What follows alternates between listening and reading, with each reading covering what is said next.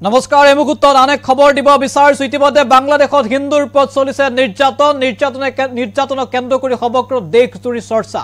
সমগ্ৰ বিশ্ব কপাই গৈছে এতিয়া হিন্দুৰ ওপৰত চলা নিৰ্যাতনে আৰু তাৰ মাজতে এবাৰ অসমৰ মুখ্যমন্ত্ৰী হিমন্ত বিশ্ব শৰ্মাৰ প্ৰতিক্ৰিয়া প্ৰকাশ কৰিছে বাংলাদেশত চলি থকা হিন্দুৰ নিৰ্যাতন সন্দৰ্ভত প্ৰতিক্ৰিয়া মুখ্যমন্ত্ৰী ডক্টৰ হিমন্ত বিশ্ব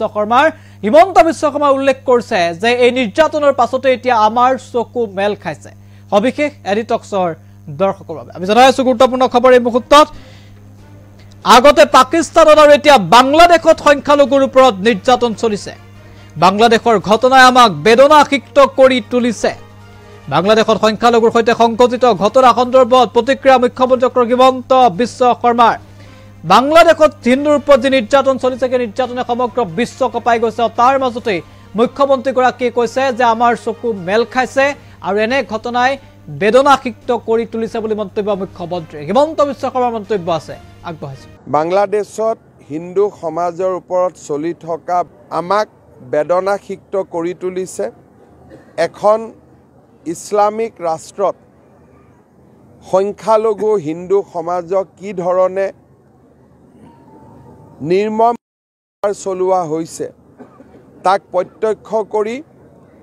আমাৰ সকলোৰে চকু মেল খাইছে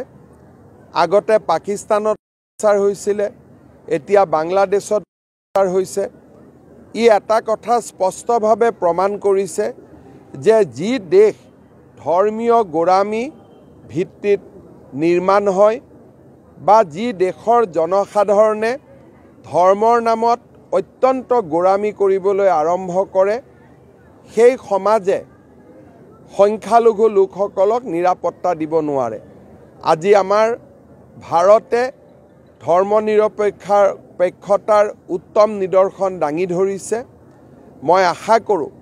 যে পাকিস্তান বাংলাদেশৰ দৰে দেশসমূহে ভাৰতৰ পৰা শিকিব আৰু আমাৰ দেশৰ ভিতৰত যিসকল ব্যক্তি আছে যিসকলে পাকিস্তান বা পাকিস্তানৰ ক্ৰিকেট দল আদি জিকিলে আনন্দ প্ৰকাশ কৰে তেওঁলোককো মই অনুৰোধ কৰিম যে আপোনালোকে চাওক যে বাংলাদেশ পাকিস্তানৰ দৰে ৰাষ্ট্ৰই আমাৰ সমাজক সুৰক্ষিত দিব নোৱাৰে তেওঁলোকক অন্ধ অনুকৰণ আমি বন্ধ কৰিব লাগে আৰু আমি আমাৰ সমাজখন সুৰক্ষিত কৰিব লাগে বাংলাদেশত হিন্দু সমাজৰ ওপৰত চলি থকা আমাক বেদনাসিক্ত কৰি তুলিছে এখন ইছলামিক ৰাষ্ট্ৰত সংখ্যালঘু হিন্দু সমাজক কি ধৰণে নিৰ্মম চলোৱা হৈছে তাক প্ৰত্যক্ষ কৰি আমাৰ সকলোৰে চকু মেল খাইছে আগতে পাকিস্তানত হৈছিল এতিয়া বাংলাদেশত হৈছে ই এটা কথা স্পষ্টভাৱে প্ৰমাণ কৰিছে যে যি দেশ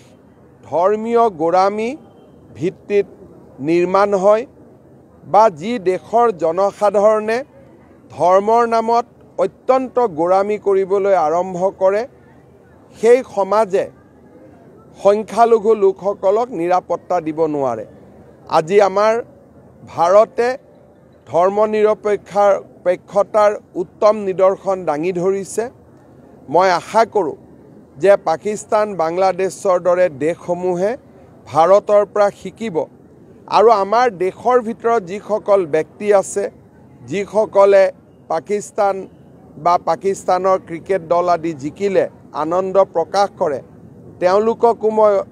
অনুৰোধ কৰিম যে আপোনালোকে চাওক যে বাংলাদেশ পাকিস্তানৰ দৰে ৰাষ্ট্ৰই আমাৰ